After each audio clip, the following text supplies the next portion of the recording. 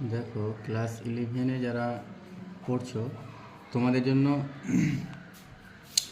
বাংলার প্রাচীন বাংলার সমাজ ও সাহিত্য যে প্রথম অধ্যায় যে রয়েছে তোমাদের, সেটা নিয়ে আমি আলোচনা করব। তার প্রথম যেটা পার্ট সেটা হচ্ছে চর্যাপদ। চর্যাপদ, দেখো চর্যাপদের যদি আমরা দেখি, আবিষ্কার যদি আমরা দেখি, তাহলে প্রথম আবিষ্কার করেছিলেন হরপ্রসাদ শাস্ত্রী।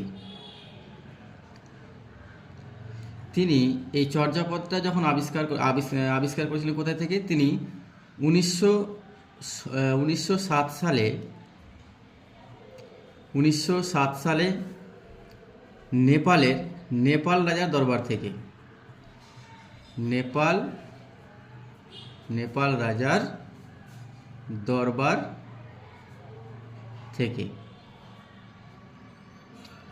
আমরা যদি দেখলাম যে আবিষ্কারটা যদি দেখি, তাহলে এই চর্যাপদ হরপ্রসাদ শাস্ত্রী আবিষ্কার করেন 1907 সালে নেপাল রাজার দরবার থেকে। যখন তিনি এই চর্যাপদটা প্রথম আবিষ্কার করেন, তখন এর চর্যাপদের নাম ছিল চর্য বিনিশ্চয়। চর্য বিনিশ্চয়। এবার যদি আমরা দেখি, তাহলে দেখো এই চর্যা শব্দের অর্থ হচ্ছে আচরণীয়, এবং চর্য শব্দের অর্থ হচ্ছে আচরণীয়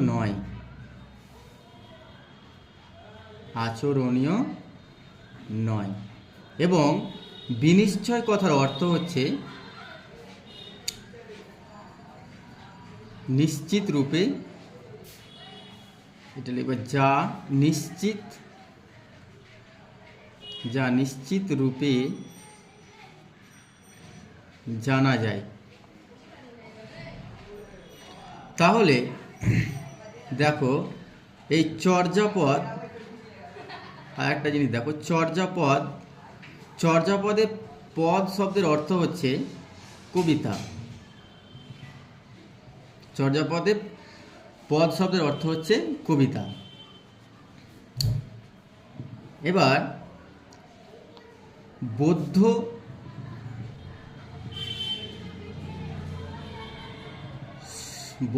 সহজিয়া সম্প্রদায়ের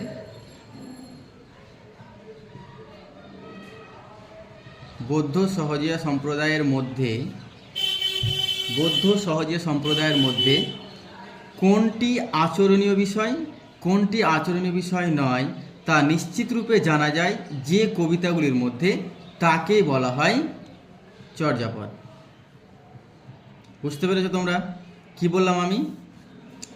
যে বৌদ্ধ সহজিয়া সম্প্রদায়ের মধ্যে কোন বিষয়গুলি আচরণীয় নয় তা নিশ্চিত রূপে যে কবিতাগুলির মধ্যে জানা যায়, তাকে বলা হয় কিনা চর্যাপদ।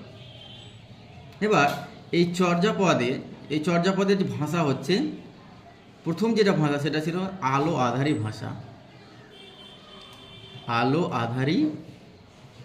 ভাষা। তবে বর্তমানে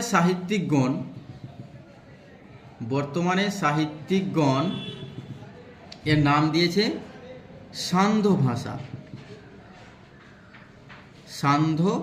বা সন্ধ্যা ভাষা। এই চর্যাপদটা লেখা হয়েছিল মাত্রাবৃত্ত ছন্দে। এই চর্যাপদ লেখা হয়েছিল কি? মাত্রাবৃত্ত ছন্দে। এই যে কবিতা বা পদগুলি রয়েছে চর্যাপদের, প্রত্যেকটি 10 লাইন বিশিষ্ট। চর্যাপদের প্রত্যেকটি কবিতা বা পদ 10 লাইন বিশিষ্ট। ডক্টর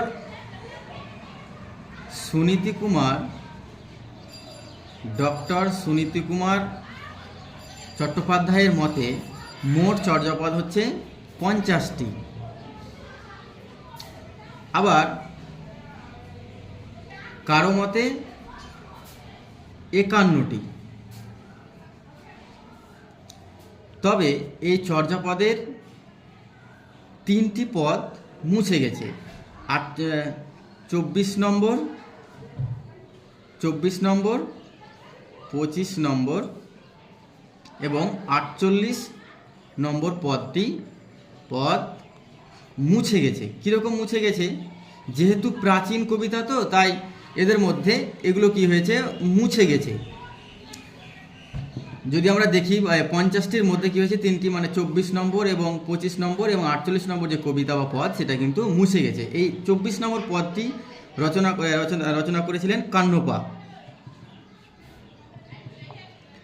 আর 25 নম্বরটি করেছিল তন্ত্রীপা এবং 48 নম্বর পদটি রচনা করেছিল কুক্কুরিপা।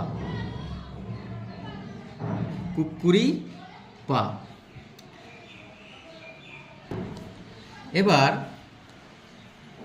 এই চর্যাপদের 23 নম্বর পদটির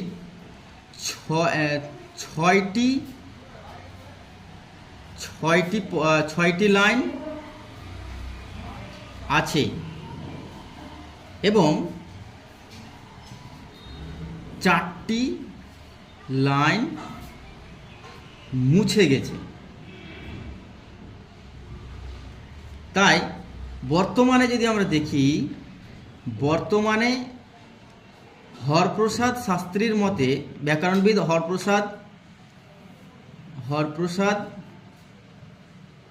হরপ্রসাদ শাস্ত্রীর মতে বর্তমানে চর্যাপদে পদ রয়েছে 46.5টি। এখন মনে প্রশ্ন জাগতে পারে যে 46.5টি হলো কি করে? পদ তো পূর্ণ হওয়ার কথা, যেহেতু 50টি ছিল, তাহলে এখানে 46.5টি হলো কেন?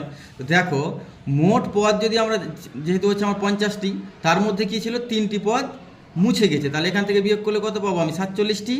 এবার যেহেতু 23 নম্বর পদের 6টি লাইন রয়েছে এবং 4টি পদ লাইন মুছে গেছে, তাই এটাকে আমরা অর্ধেক ধরি। যদি অর্ধেক ধরি তাহলে কি হবে? 0.5, তাহলে এখানে কি পাবো আমি? হাফ, আর এদিকে থাকে 4, তার মানে কি 4.5 মানে হচ্ছে 46.5টি। তাহলে বর্তমানে পদ রয়েছে কটি? 46.5টি। এবার যদি আমরা দেখি চর্যাপদের চর্যাপদের সবচাইতে বেশি পদ লিখেছিলেন হচ্ছে কান্নপা। সবচাইতে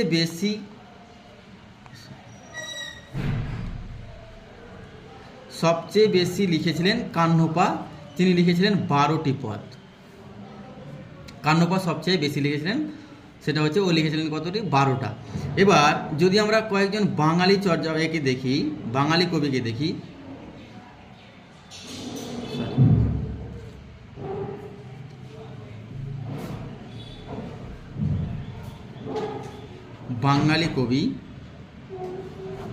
বাঙালি কবির মধ্যে হচ্ছে লুইপা,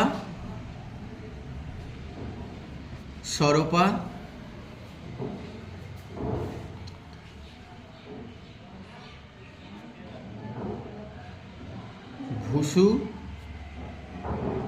ভুসুকুপা, আর একজন হচ্ছে সরহপা। এবার দেখো, লুইপাকে বলা হয় চর্যাপদের আদি কবি এবং সবচাইতে কনিষ্ঠ কবি বলা হয় সরহপাকে। কাকে বলা হয়? ইনি হচ্ছেন সবচাইতে কনিষ্ঠ কবি। তাহলে দেখো, এই হচ্ছে চর্যাপদ সম্পর্কে আমি সম্পূর্ণ ডিটেলস তোমাদের আমি বলে দিলাম। তো তোমরা এই ধরনের ভিডিও পেতে অবশ্যই আমার চ্যানেলটিকে সাবস্ক্রাইব করবে এবং আমার পাশে থেকো। তোমরা এই ধরনের ভিডিও নিয়মিত পেয়ে যাবে। ধন্যবাদ।